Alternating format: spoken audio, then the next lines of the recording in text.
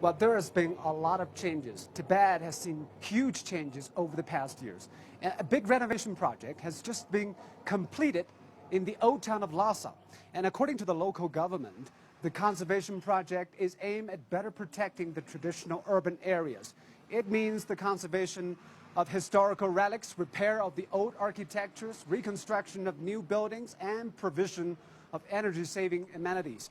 Our reporter Han Bin is now standing by at Bakur Street, and Han Bin will tell us more about the renovation. Han Bin?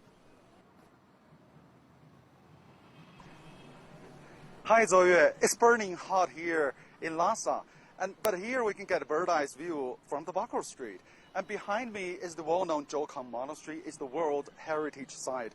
It sits in the center of the old city area, of which it is about 1.3 square kilometers. At the end of last year, the local government had initiated a massive renovation project aimed to upgrading the infrastructure and the appearance. And those efforts has brought about many changes to the once bustling religious, cultural, and commercial center.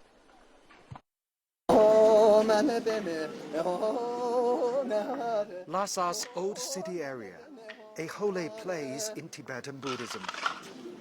For over 1,000 years, Tibetans have lived here around the Jokhang Monastery.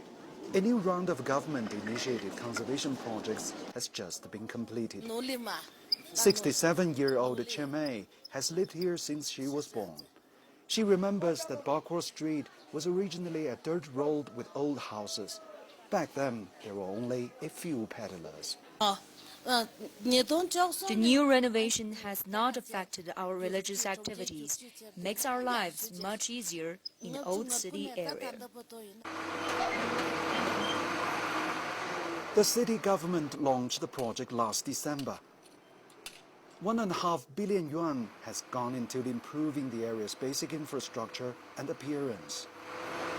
And traditional Tibetan architectural styles have been preserved. All of the electrical wires are put underground and the drains were cleared out. The relics are kept away from the hidden dangers of water and fire.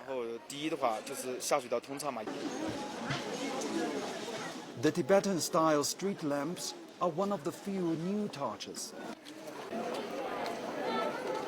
Ever since the 1980s, several renovations have taken place in the old city area. The last one has brought the biggest changes.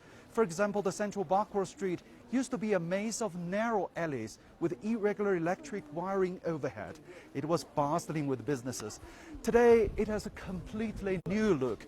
All of the vendors have been relocated nearby, leaving more spacious walkways for pilgrims and visitors. Zida is the deputy chief of the conservation project. He says the project will make Bakur a high-end tourist destination while downplaying its commercial function. But most important for the centuries-old pilgrims' route is authenticity. We have made the efforts to conserve the original appearance of the buildings in the reconstruction. Unnecessary repairs and moves have been avoided. Chimay says she is grateful for the upgrade of facilities and conditions in her hometown.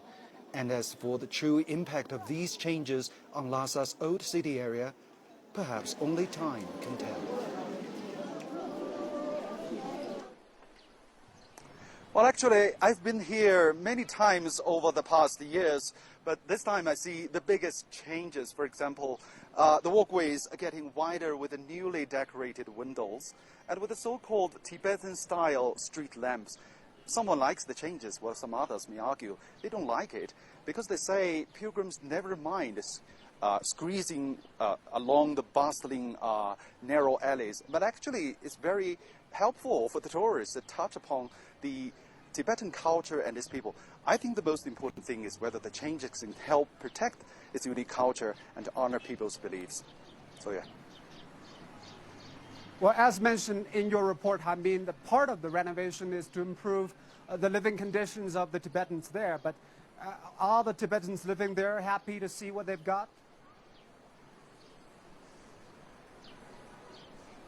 Well, I've interviewed many Tibetans.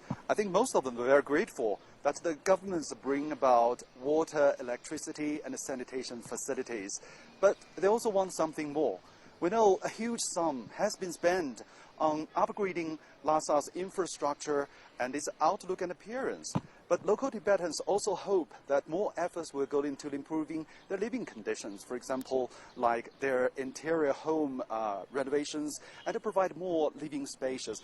I think for those requirements, the local government needs to invest more and work more in the future. Back to you, Zoe.